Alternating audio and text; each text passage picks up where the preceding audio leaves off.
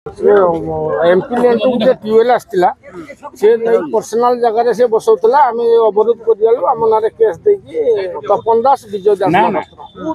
Duzce MP land tubewell टाक personal जगह बसौले आम विरोध कर आम ना केस देता ना आम आसलु थाना को एफआईआर देवाई आमको डाकी पुणी आम काउंटर केस कर एफआईआर देवाक आसलु आमको अटक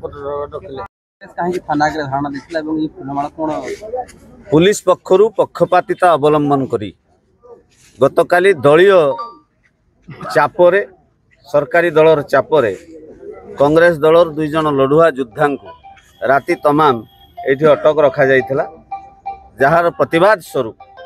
आज कांग्रेस दल तरफ थाना रे धारणा दिया जाइथिला प्रतीक धारणा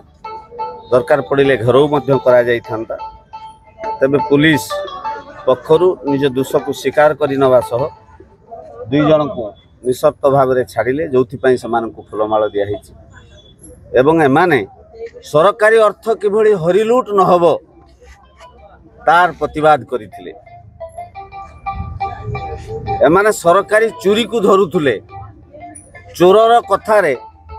पुलिस एमान को अटक रखिथिला विलंबर हेले भी पुलिस रो निद भांगिला